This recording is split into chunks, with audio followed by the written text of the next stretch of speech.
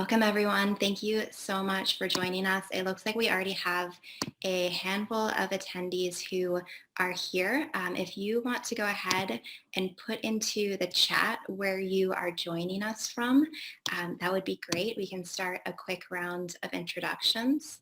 I am going to go ahead and get our Facebook Live going on the back end. We have about 20 people here already. If you are just joining us, feel free to share your name in the chat and let us know where you're joining from. As a quick introduction, my name is Kelley. I am based in Brooklyn, and I am the founder and executive director of Impact Travel Alliance. Marissa is joining us from Chicago. Isaac Schoon, I hope I pronounced your name right. You are joining us from Barcelona. Tanya is the founder of World Footprints, a social travel media platform. Greetings from Washington, D.C. Carolyn is a Canadian expat living in London. Well, welcome. I am so excited to have everyone here. Jesse's joining us from San Francisco, Linda from Arizona. We have a great roundup of 3 speakers today. So I'm going to go ahead and jump right into an introduction and get everything going right off the bat, because we have a lot of ground to cover, and I want to make sure that we have time for a Q&A at the end. So I'm going to go ahead and share my screen. Can everyone see my screen? Cool.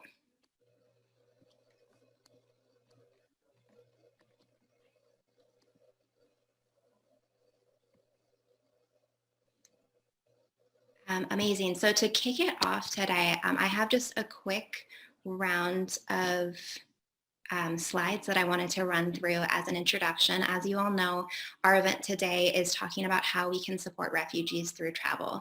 We are, of course, in the midst of the COVID-19 pandemic. Travel is pretty much at a standstill, and we curated this round of speakers and this lineup of community members really with the goal of helping you to understand how to embrace a traveler's mindset from home and use and apply these lessons and takeaways even today, whether you're looking at virtual travel or just embracing the joy of travel from home. If you're not familiar with Impact Travel Alliance, we are a global community and 501c3 nonprofit that's aimed at improving the world through travel.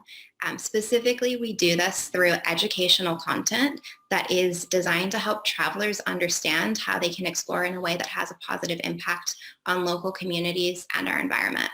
Our events are free and our content is free because we want these sessions to be accessible to as many people as possible. But if you have the means to do so, this is a QR code where you can make a donation to ITA as a nonprofit. If you don't have the means to do so, we get it. The travel industry has been hard hit in the midst of the pandemic. Anything that you can do just to share the word about what we're doing, whether that's following us on social media, sharing the event recording with someone, or sharing Impact Travel Alliance and our website with someone, we greatly appreciate that as well. I wanted to give a quick introduction on our local chapters. Our local chapters are really the heart of our organization, and our local chapters host events that are designed to help you explore sustainably anywhere. So we really think about sustainable tourism, travel that has a positive impact on the economy, local communities, and the environment. And we think of that as really an umbrella for any type of travel. So no matter where you're going, what your budget is, or what your travel style looks like, you have the ability to travel in a way that has a positive impact on the world. And we help arm you with the resources and knowledge to be able to do so. We have more than 25 local chapters around the world. And since our launch in 2015, we have hosted more than 400 events. Today, you will be hearing a quick introduction from Vinci. If you've attended our events before, many of you may have already connected with her. Vinci is fantastic. She's a good friend of mine. I have the pleasure of being able to collaborate with her on several different projects, one of which is that she is one of our chapter leads for Impact Travel Hong Kong. So she'll be introducing herself in just a moment, but before she does, I have a quick overview on our session today. These are our three speakers. We have Kayra, Seth, and Mab. And again, we are talking about supporting refugees through travel.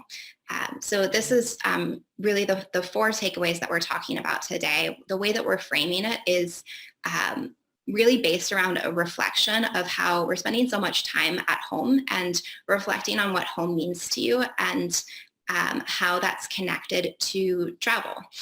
We'll talk about ways to support refugees through travel, even in the midst of the pandemic. So each of our speakers will have core action items and takeaways that you can do today, even from home. And our session will touch upon themes of travel, food, and art. So we've categorized our speakers a little bit around each of these themes. You'll be able to see what we're talking about as each of them shares their stories. Our goal is for you to be able to leave the event informed and inspired about ways that you can support refugees through tourism today. That is my slide for later. So I'm going to go ahead and pass the mic off to Vinci for a quick introduction from her end. Thank you, Kelley.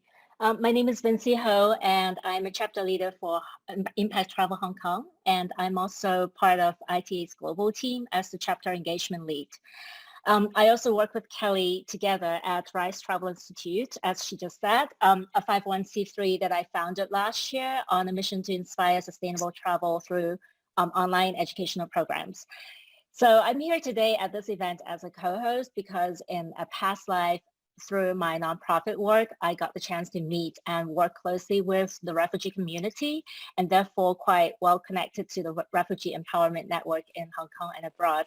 And it was a few years ago when I first met one of our panelists today, Kayra Martinez, founder of Love Without Borders for Refugees in Need. And I can't wait for Kayra to share with you all today her incredible journey and the latest news of her work. And also another connection from the Hong Kong network is Tegan Smith, founder of Grassroots Future. She's not with us here today because it's like past midnight right now in Hong Kong, but she'll be writing a guest blog post for ITA sharing about her stories and her projects that empower refugees through gathering recipes and like telling their stories through food. So that's my introduction.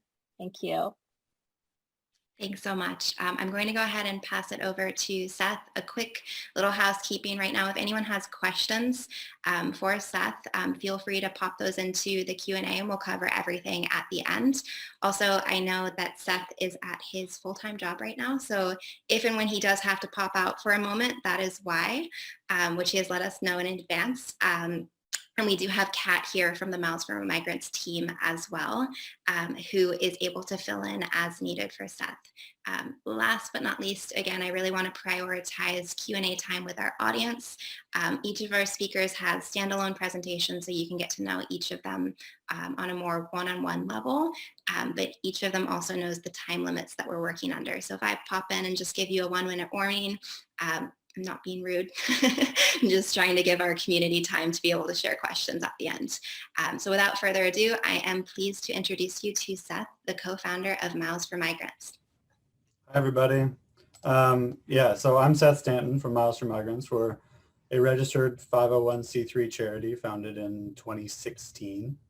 So we are dedicated to using frequent flyer miles, credit card points, and money to help people impacted by war, persecution, or disaster start a new beginning in a new home.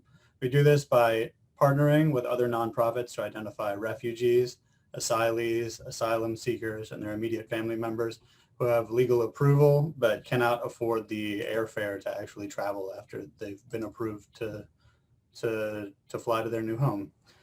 So together, us and our donors, our supporters, can transform miles into a life-changing force for good. We were founded after a post on a Reddit board in 2016 by one of our other co-founders, Nick Louise. So Nick posted about how he had used his own personal miles to reunite a Pakistani refugee family in Italy. They've been separated from their father. Their father had gone to Italy on his own, and he received the right to have his family come join him. So Nick used his own miles to do that. And this pretty much brought the house down on the message board. Everybody was super excited about the idea, but nobody really knew the logistics of how to do it. So we all got together fairly soon after that, Nick and I and our third co-founder, Andy, and we basically built the organization to do it. We started making connections with other charities, other nonprofits. We now have 40 partners. We work by making a database of miles pledges. So you go to our website, milesformigrants.org. We take miles pledges from people like you, and then we take requests from our partner organizations, and we match the requests to the miles pledges. So you pledge your miles, we match them to the request, and we book that flight directly out of your account. In doing that, that means that there's some work involved. It's not like you just gave your miles to us and that's it, but it's just booking a flight. And considering what I think I know about ITA's membership, I'm pretty sure y'all can handle that. There are a few other exceptions that are a little less labor intensive. We have partnerships directly with certain airlines like United, like Aeroplan. So if you don't want to do the work of a flight booking, we have some ways to get around that. But the great thing about how our model works is that it gives a real opportunity for a real connection between you, the person who's giving your miles for a flight, and the individual or individuals that you're helping. You get to know part of that person's story. You might get to get a picture of them or a video of them reuniting with their loved one, or a video of them after some amount of time in immigration detention where they're out and they're in the world for the first time, and they're so grateful that this long journey is coming to an end, and it's coming to an end because you gave your miles. This also gives real opportunities for socially conscious businesses to make a social impact without really spending any money, right? If you essentially give your miles out of your account, you're reuniting really deserving people. You're not spending any real dollars. You're spending frequent flyer miles. So we've flown over 3,500 people since our inception in 2016. We flew over 1,300 people in 2020, despite the pandemic. We've used over 61 million frequent flyer miles. We've had a cash value of our flights of $1.5 million. But those numbers don't really capture what we do. So I'm gonna give you all a real world example. I'm gonna move out of the way for this. So this is Kanak Sarwar. So Kanak was a journalist in Bangladesh. As part of his job, he gave an interview to an opposition politician in Bangladesh, and the Bangladeshi government charged him with sedition, and they put him in jail for 9 months. And when he was released from jail, and some friends of his who were somewhat involved in the government told him that despite the fact that he'd been released, he was still in grave danger, that he might be killed. And so he flew to the United States because he happened to have a visa to come to the United States as a journalist. And when he got here, he asked for asylum. His asylum process took several years. After he was granted asylum, his family reunification process took another 1.5 years, I believe. And so at the end of that, after paying all of those expenses for all of those different things, he finally got the right to have his family come join him. He didn't have the means to fly 4 people from Bangladesh on very short notice. And so he went to Catholic Charities in New York, and he asked for assistance. We're partnered with Catholic Charities. So Catholic Charities made a request to us, and we tapped one of our donors who had a matching miles pledge, and that man booked Kanak's family's flight to come join him. So this photograph is the first ever photograph of Kanak with his youngest son. He'd never met his youngest son. His son was born after he left. And so this was taken in JFK Airport right after they arrived. So maybe your miles will fly someone like Kanak's family. Maybe your miles will fly someone like a Cuban who was just released from immigration detention in Louisiana. We flew 20 Cubans over last weekend. So we look forward to to working with you. We look forward to hearing from you on milesformigrants.org.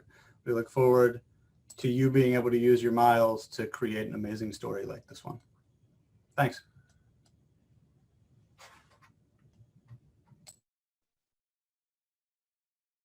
Thank you so much, Seth. And just as a quick call to action, just to make it really easy, I know we can just head to milesformigrant.org, right? If anyone wants to donate miles, money, or anything, great. And it's the number 4, miles number 4 migrants. We'll post that in the chat as well. Fantastic. So let's go ahead and jump right into Kayra's session. You guys, it's been a day. Kayra, do you want to take the mic from here? Sure. Good morning, everybody. It's really nice to see everybody joining from all around the world, and it's really great to be here. So thank you for inviting me to speak. My name is Kayra Martinez, and I'm founder and director of Love Without Borders for Refugees in Need. We are a registered 501c3 here in the United States, and all of our work is done in Greece. And it started out with me taking paper and crayons into a refugee camp and seeing how the children were impacted by drawing. They were deeply traumatized, and by bringing these supplies into the camp, it really helped to heal them and to be able to tell their story. So as you can see, I have a couple of paintings behind me from the children. What started out with just this small little project turned out to be a global, now it's an online art exhibition that has been on 4 different continents. And I've actually been all the way to see Vinci in Hong Kong. And so we've been able to really travel around the world and not only help directly the refugees by giving them money for this art where they can feed their families, pay for their housing, but also to create awareness to hundreds and thousands of people across the world.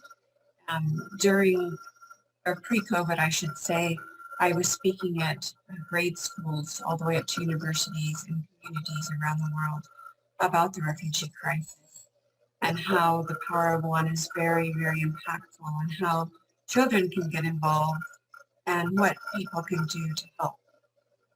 So what we did is we started to bring the art to these different cities, and we were bringing approximately 40 to 50 pieces of art from children, from women, and from men.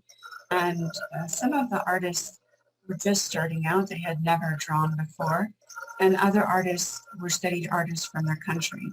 And of course, we had the children's art. So it really brought a wonderful collection of art from many different countries, supporting refugees from over, I would say, a dozen different countries, and that are all displaced in Greece. And so the collection was a very, very powerful collection. We also wrote up a one-page bio for each artist so that we would have a little bit of an idea where these people came from. And to really point out that they were not refugees. They were artists and teachers and lawyers, and just to bring out those personal stories. And it really touched people and resonated with people all around the world, no matter where they came from. And people were able to purchase the art. 100% goes directly back to the artist, and any donations on top of that would go to our accommodation or for art supplies. And so during this time, since 2015 that I've been helping in Greece, we've been able to spread the news to thousands of people around the world. And we've seen a really wonderful positive reaction. By speaking to these communities, we're planting seeds, and the people were actually flying all the way to Greece to come volunteer. Some people said, save the money and donate it to organizations in Greece that are helping. But I was very, very helpful and accommodating when people wanted to come to Greece, because you can't understand the situation of these people, and you can't help and engage until you really realize the situation in Greece. So we've had many people come out, get involved. Children have started their own organizations, whether small or large. And so it's really planting seeds all around the world. And since COVID hit, we have really had to stand back a little bit with our workshops. We don't have any more workshops one-to-one. However, we have changed the whole format to put the art online. So now we are looking for different communities that would like for me to speak, as well as some of the artists in place. We have a lovely catalog from our Etsy shop that we show with a little bit of music. We have discussions about the situation and how people can help.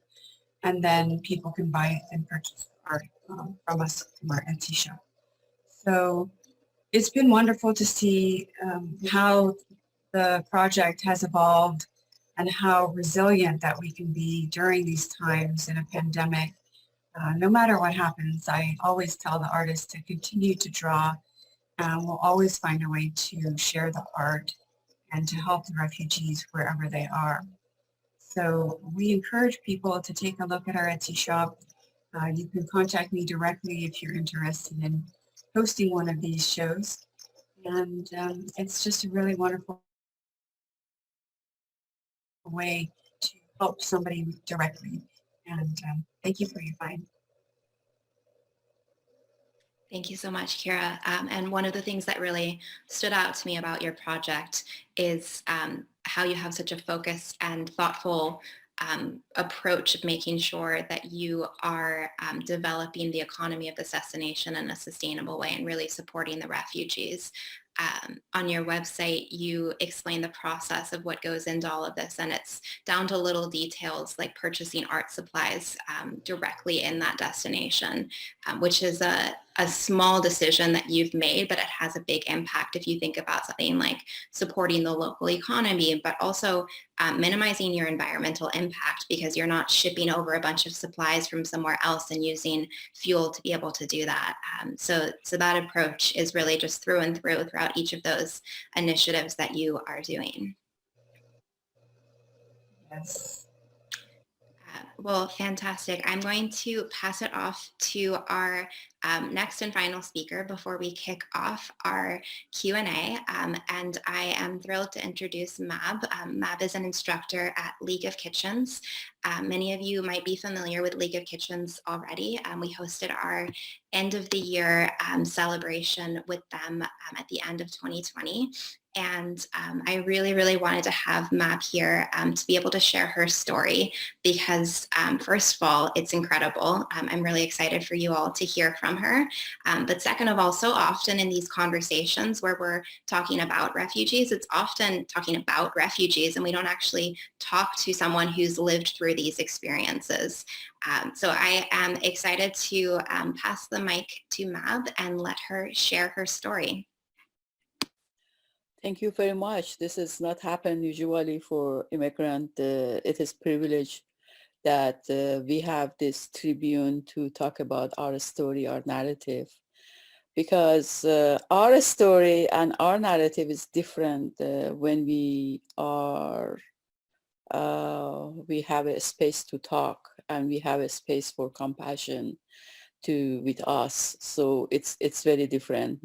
It's very different when we have this chance to say to people who are supporting us to leave our home and come to the new place we don't know. We don't have that. We are in that kind of like a reborning again in the new place. So it's really pleasant to feel that people here, they care about us and they support us to move from one to another. But the other thing is our narrative and things that I do by cooking, and League of Kitchen give me this chance to do it. It's how we bring people in our space. We rebuild our space in actually here in other country, in another country, and then we bring our own home, the same home here. And then when people come to our home, means that they are in our own, in our space. We are not in the other, in like a different space. And people are ready to listen to our narrative, our story, and the people are ready to, they love to enjoy with things that we are cooking with our hands. And especially these days that we are doing it online, that's very interesting because people are, they are already in different room, different kitchen, different part of the country or internationally different country. But we can share our own home and our own narrative through of our cooking with them. And this is so empowering for activists like me. What happened for activists like me when we change our country by immigration? Immigration, being refugee, it's in the beginning when we decide to leave, it's very brave. It's very brave that we say that I can't live anymore in my country. I can't live anymore in this place that is suppressive. It is, I'm not safe in that, or I can't make enough living on that. So different type of immigration we have, different reason. But the things that happen in that, taking like a home, our own shoulder, and bring it to another country, it is a process. It is very important process, and I'm so happy that here I am with two very great organizations that they know exactly what's happening for refugee, and they appreciate their feeling. They are not charity organization. We are so smart and sensitive about people who think that they are wonder human because they are in rich country and they enough developed, and now they have this responsibility to help to people who they need help. No, this approach of the, we say, this approach of kind of the stereotype of approach of white developed country who are enough rich to help other people, it is totally it's totally not work with immigrant and refugee like me. Yeah, and that's why I'm talking about my story, to tell you, if you really want to think that why immigrant and refugee are coming here and why you should help them, because they are repeating the same story of your grandmother and grandfather, and this is a especially good opportunity for all of American or developed country to give that compassion to people who are repeating the same narrative of their grandparents in the different situation. So this is two-way work. This is not one way. You are helping, I am receiving help. This is giving, receiving in the universal dynamic. This is approach of activism when we are in immigration situation. This is the things that when we start to leave our country, we need to receive from other people. I said this point because I know this is not my story. This is a story of all people, but this is the mentality of the refugee and immigrant, just from this side. My story, yeah, that's, I never thought that I gonna forced to leave my country, or I gonna leave my country. And I was very active during Islamic Revolution or 79 revolution in Iran. I was young in that time, like 18, 19 years old, teenage. but we were so excited that we are part of the huge change and revolution in our country. Because we had very, very deep suffer from imperialism, colonialism, all of the westernization. This is things that it is like you say, what is westernization? That is good. No, modernization is different than westernization. That is like a just everything happened by commercial and by consumist culture and taking resource from our country, changing it to different materialistic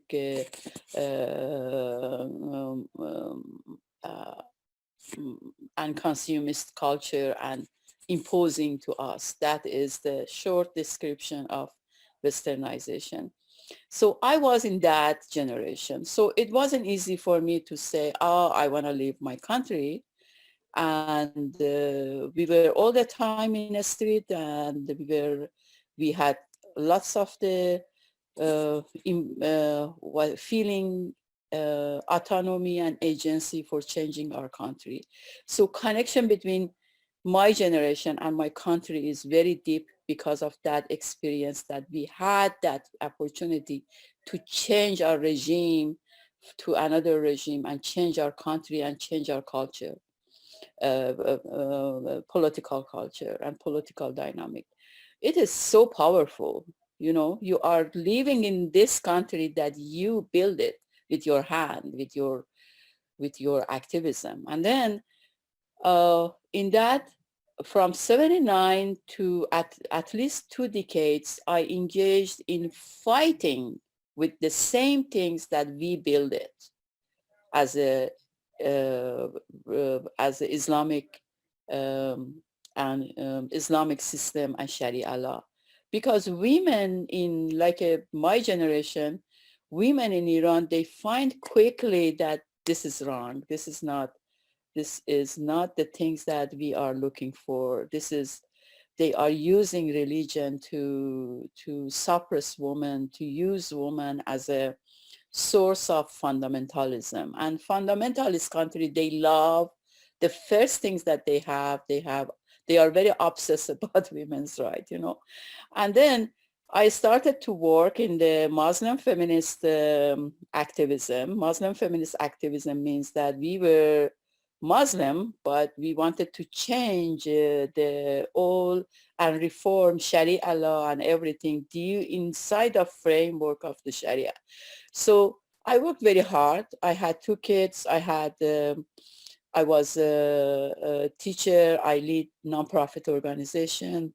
We organized lots of protests and demonstration.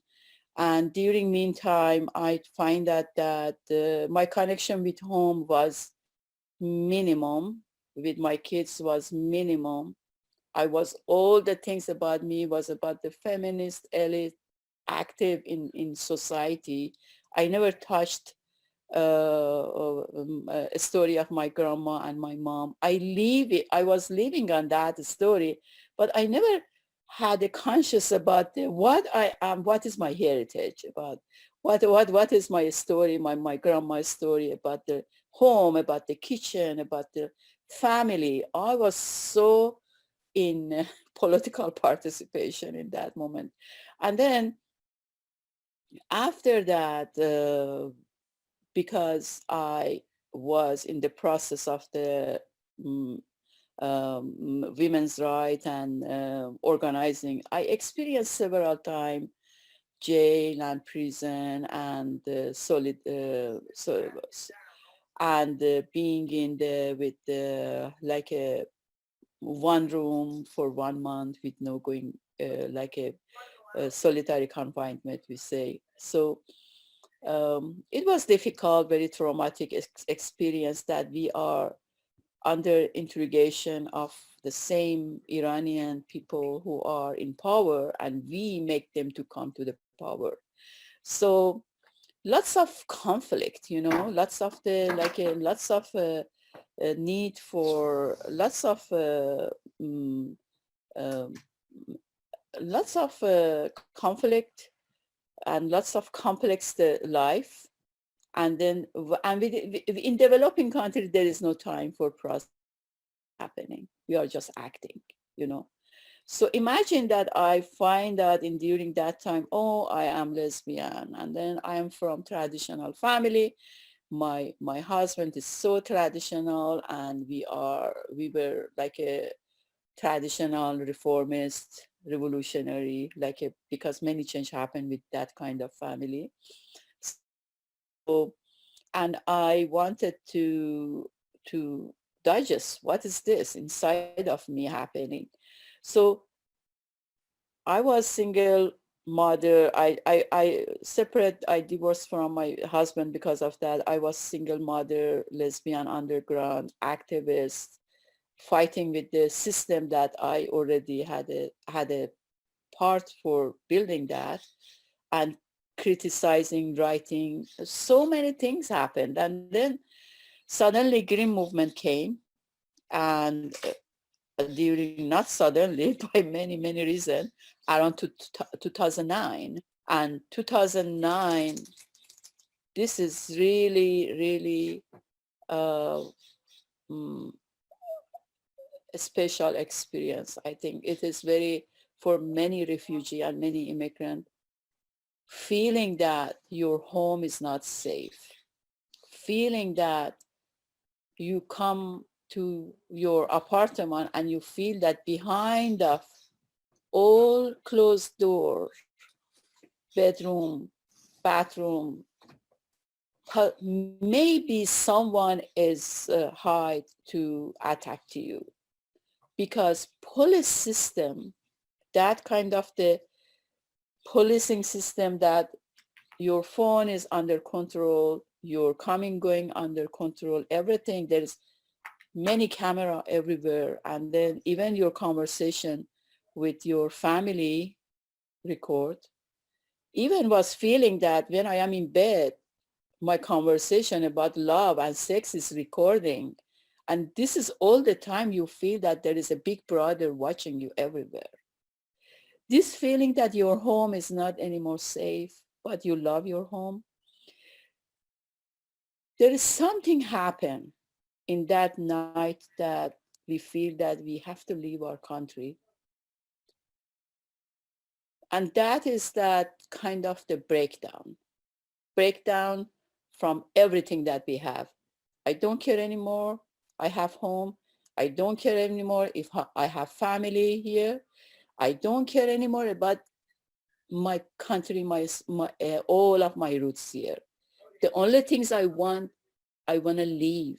And this experience is especially, is very similar of like dying from one dimension and reborning in another dimension.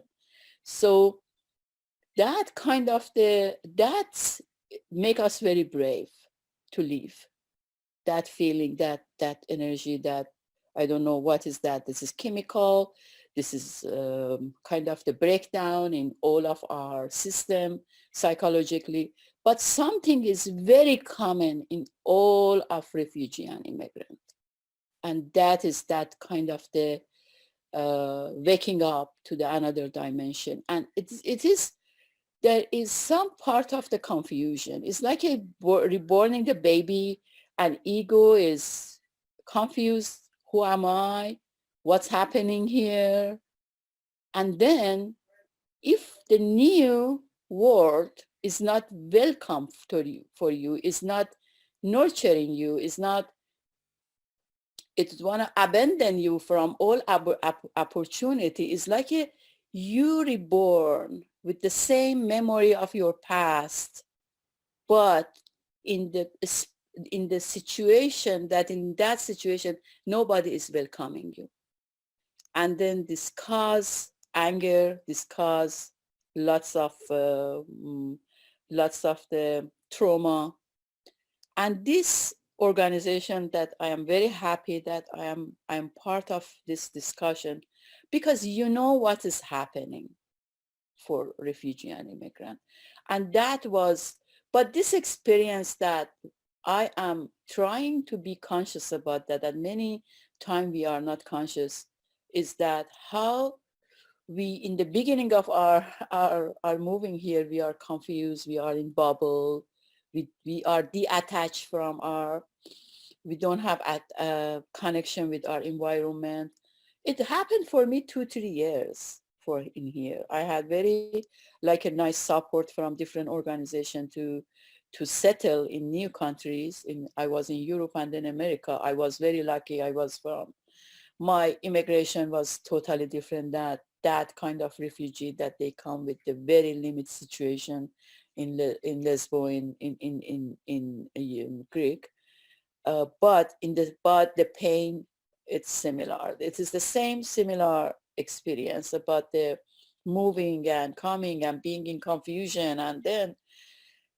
And for me, it took time to find how I connect with this new country.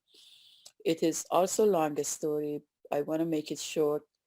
I worked because I had so many privilege being an activist, well-known activist. I had support from different organizations for making broadcasting, nonprofit organization, and working with women's empowerment inside of Iran. The things happened for me. I find that this is that part of the political refugee when you come and mix with other politics here and human rights definition and donors and grant organization administration. It's really hard for real like a grassroots activist to work with that situation. So, and I felt that I don't want that. I left my country to be free. I don't want to be in cage of donor organization, grant organization. And I am not sure what's happening, because I have distance from everything. So for me as an activist, being in the real life was making a small community and the way that I can communicate with here. So as an activist from Iran, very professional activist, if you don't work with your country, you can't work in the host country, because what you want to do? What is my experience about Black Lives Matter? My experience about the Me Too movement? No, I don't have any experience. I don't have any common memory with them to feed my activism through of that. So as an immigrant, what kind of things I can do here as an activist to connect with people here? That's why so many people, so many activists and immigrants, they find they came back to their culture again here. They make many things that they have meaning culturally for them, because we need to be active here, but in the way that has a meaning for us, connect us with our things that we came from that, So, and for me, League of Kitchen is that. For me, League of Kitchen is little safe environment to give me that respect that we appreciate where are you coming. We know what we are waiting to hear from you about Iran, about your story, and we love your food. We love to experience it. We love to be with your story of your mom and your grandma, not just you as a professional activist. And it's changed me, actually. It's changed me a lot. I find that life is very different when we change our country, because our network, our connection is very different. But we need caution in this process. And if you want to, I'm just talking with audience here, if you really wanna be part of this experience, which is your experience, because you are still in that journey of your first like a grandma, grandpa, and you are having that anxiety of working all day and making your life, because this anxiety of being workaholic, being perfectionist is all about that kind of the things that I'm seeing here. We don't have that anxiety because we are from different country. We don't have the same experience. The things I can give you is I show you how you go through of this anxiety, because I am coming from country that we have rich spiritual, rich culture about food, enjoying life, joy and happiness and peace. This is things we can offer. You are not offering. We are sharing our narrative in League of Kitchen. I really like this kind of experience that I am doing, and it is like a limited space for sharing my activism through food and through of my real natural sense of being a woman, and it's bring me back to myself more. It's very healthy for me, very healing. And I healed by like a few years I am working in League of Kitchen. It's make me challenge me and make me heal. This is my true experience. Thank you. Mab, thank you so much. Your story is so inspiring, and I love how you talk about it not only as your story, but as our story. And I like to think of Impact Travel Alliance, we're a community of travelers, but we're also a community of activists. And so much of what you said just really resonates with me personally, and I hope really resonates with our community as well. So thank you so much for sharing that. Thank you. That is my privilege. I am so happy that I am in the community that they have same experience, and they are from different side of this environment of supporting environment. Thank you. I'm going to go ahead and invite all of our speakers to turn their cameras back on if they are not on right now. And we're going to go ahead and kick off a Q&A. So if anyone from our audience has questions that they'd like to ask our panelists, please feel free to put those either into the chat or the Q&A. I do also want to welcome, it looks like we have Kat here representing Miles for Migrants, in addition to Mab from League of Kitchens, who is an instructor, of course. We also have Rebecca from League of Kitchens as well. So anyone who has questions, feel free to add those in. I think for me, especially in listening to Mab's story and thinking about all of the individuals who I know that are really connected and driven by this purpose to support refugees, often that stems from finding a story and connecting with a person on a one-on-one level and learning more about what they've gone through, where they want to go, and seeking to support them in a way that really just betters our world and advocates for peace and social justice. And this month at Impact Travel Alliance, that's what we've been talking about all month, is the connection of travel, peace, and social justice. So I'd love to just open that up to our audience and hear your thoughts in general around how travel can act as a driving force to advocate for a more just world.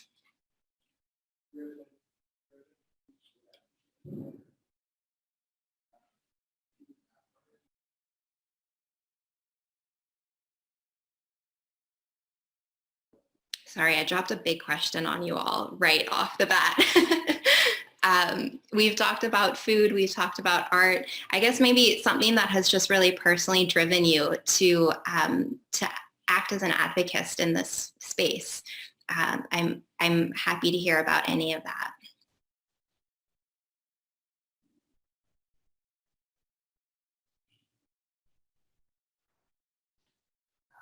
Okay. We have a question from the audience, so I'll go ahead and jump straight into that one.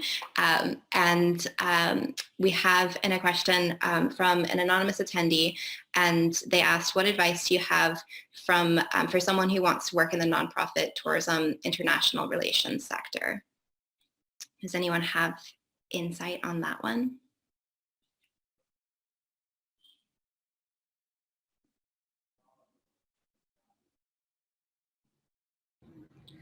I would say just go for it, honestly. I mean, I think, frankly, a lot of people kind of overthink making the jump from for-profit to nonprofit, and nonprofits need people that are qualified in a wide variety of skills that they've learned in for-profit sectors. So you don't have to have studied international development or have nonprofit experience to be really, really successful at nonprofits. In fact, I really respect nonprofits that have executive leadership and board members from a variety of different sectors, and they've learned how to manage successfully really large businesses. Thanks, Kat. And then I want to give a shout out as well to Kiva, because I know that's how you and I connected. Originally, I saw that Jesse Hansen is here in our audience as well. And Kiva is a great organization that I know many of the projects support immigrants and refugees as well. Yes, for those that don't know Kiva, it is a crowdfunding platform. And so you can give as little as $25 to help a wide variety of projects, and 95, I think, % of the time the money is paid back. And then you can keep recycling that $25 and help individuals. But a lot of the work is refugee focused.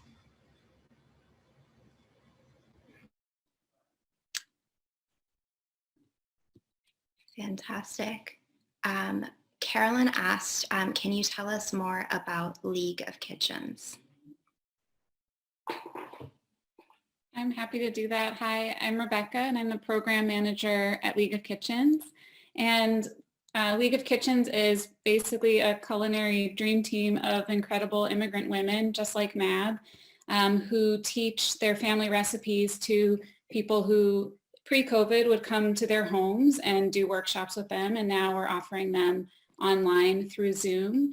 And we have about 10 or so instructors teaching online right now. And it's a really great way to learn a new skill for yourself while also supporting immigrant women, many of whom are refugees.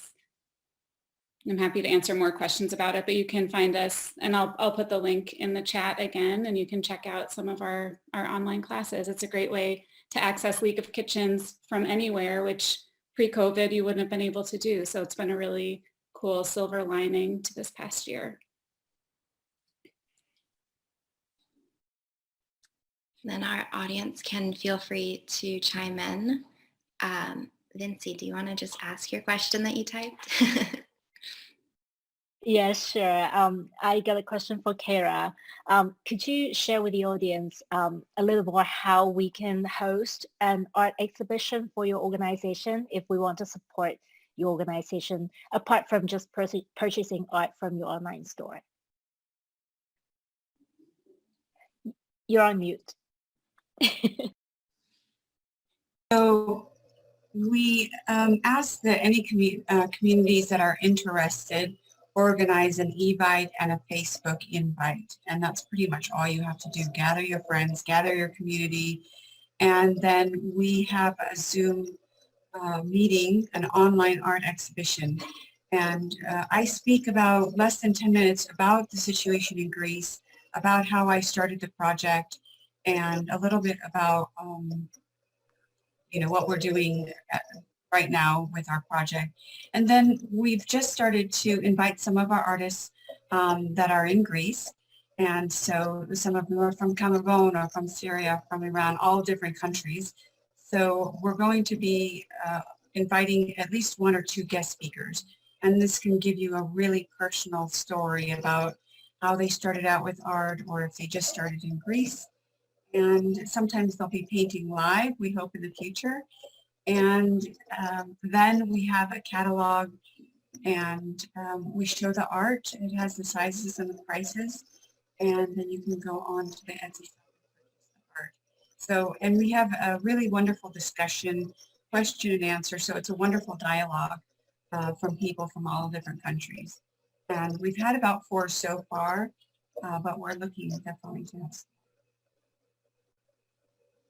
It's wonderful because with the online possibility right now, you don't have to like carry suitcases of artwork from one place to another, every time you organize an art exhibition. So this is just wonderful. Make your life easier, Kayra. Yes, I never thought it would, but it really is much more. And then also like this is a great opportunity for people to like really get in touch with, to really meet the artist and for the artist to tell their own stories. So this is just fantastic. So thank you. Yes, absolutely. Thank you.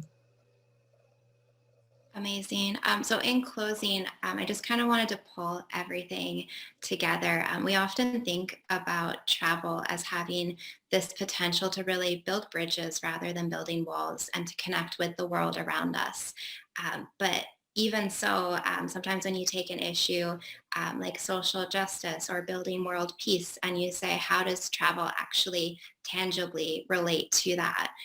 It becomes a little bit difficult to narrow down. So I'm hopeful that this session today really helped to give everyone a more concrete understanding of how we can have a positive impact on our world, whether that's through donating your miles and supporting immigrants and refugees to be able to come and be reunited with their families, or to take a cooking class and to connect with someone from a different culture and learn more about them, or to connect with our world through something like art. So I think as a final question in closing, and I do have a couple of quick notes that I want to run through in terms of our next events, but before I do, I'd love to ask each of you, what would your one tip be for embracing travel through the lens of connecting with our world around us and really fostering deep connections? What would you recommend to travelers to be able to have an experience like that?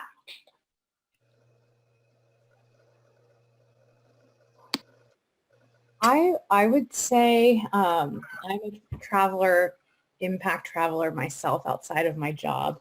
And what I always love to do when I go to places is look for different events. There's things like League of Kitchens around the world, and a lot of times they host things. I tend to find them on Airbnb experiences, actually. And you can oftentimes filter by social impact. People may already know this.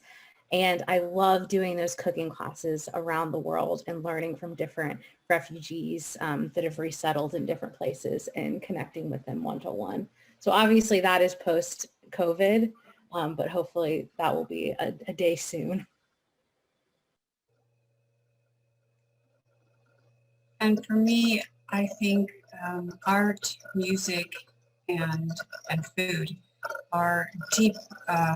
They make deep connections with people. We can learn more about each other, and we can accept people more when we can share and be open. And I think it's so important these days to just really be open to accept other people and to share and learn. And through these three mediums, I think it's just a wonderful way to learn and to really embrace each other. So,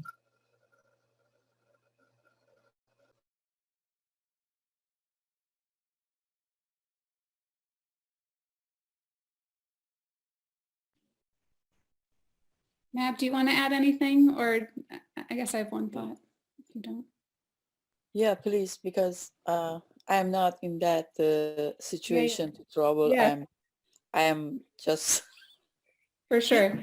Yeah, I'm actually thinking about just that there's, the travel we can do abroad, and that there's also a lot of the learning of other cultures and meeting other people that we tend to associate with travel, we can also do right where we are. And I guess what's coming up for me is like just how to listen to other people with the openness to having your mind changed about whatever the thing is, just listening with open ears. And we can do that here, and we can do that when we travel and meet folks from other countries and cultures who have different experiences than we do. Thank you all so much. As some quick housekeeping to wrap everything up, I wanted to give everyone a quick preview of what to expect in 2021. 2021 already seems like it is the longest year ever.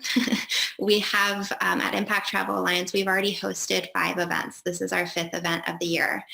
We have 31 events that are currently in the works, including 8 in February. We're also curating more opportunities for you all to connect directly with one another and to connect with our community of travelers. So stay tuned for those.